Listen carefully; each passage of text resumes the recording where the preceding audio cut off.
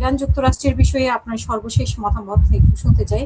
Iran America নিয়ে সর্বশেষ হলো এই যুদ্ধটা আসলে অ্যাকচুয়ালি কখন থামবে, চুক্তিটা আদৌ হবে কি হবে না, এই দুটো ব্যাপারেই আমি অন্তত অনিশ্চিত।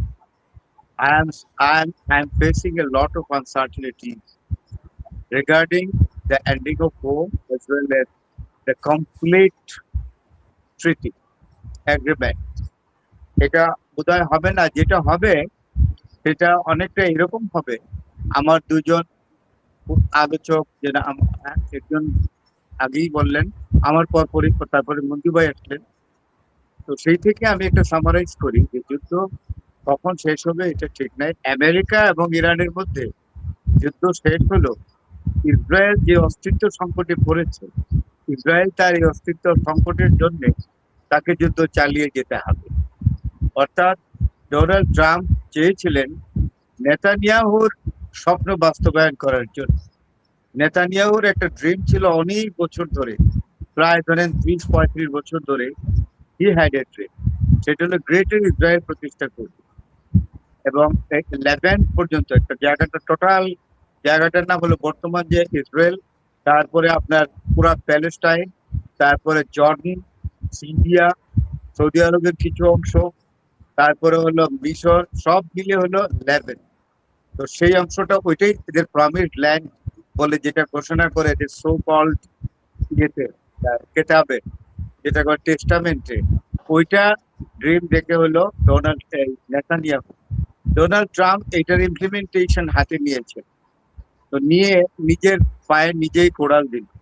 এবং আমেরিকার যে শৌর্য বীর্য ছিল, আমেরিকা সারা পৃথিবীতে আমেরিকার যে একটা ইমেজ, একটা ভাবমূর্তি ছিল যে আমেরিকার বিরুদ্ধে কথা বলা যায় না, কথা বলা গেলেও যুদ্ধ করা কল্পনাতে এই জায়গাটিতে আর পৃথিবী নেই।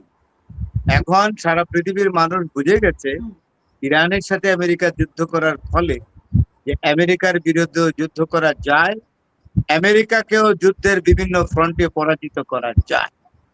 সুতরাং ডোনাল্ড ট্রাম্পের আর এখন উপায় নেই, ওই এরকম করে করে আক্রমণ করবে, আস্তে আস্তে ওই ভিয়েতনাম যুদ্ধের মতোই আর কি।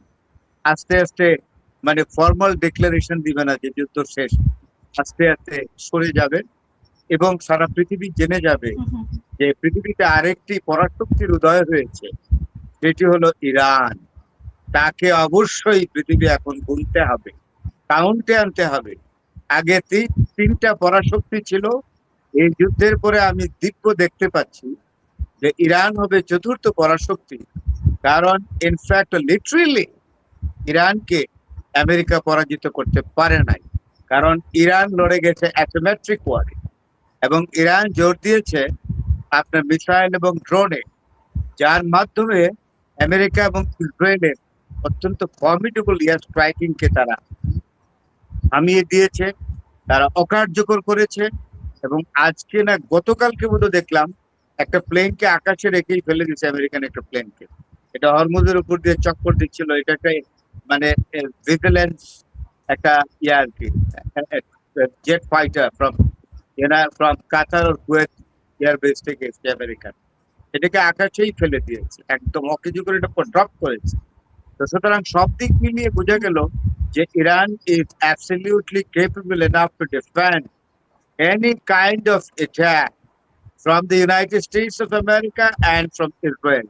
It might be the airstriking, or it might be any kind of striking missile or intercontinental ballistic missile or drone. No doubt about it. Iran এমন একটি শক্তিতে পরিণত হয়েছে, ইরানের এই শক্তিমত্তা অর্জনের জন্য এই মধ্য এশিয়া, পশ্চিম এশিয়া এবং দক্ষিণ এশিয়ার রাজনীতিতে এক বিরাট পরিবর্তন হবে এবং বৈশ্বিক রাজনীতিতে একটা পরিবর্তন আসছে এবং নতুন শক্তি বলয় তৈরি হচ্ছে। এটা এর দাবিদার ইরান।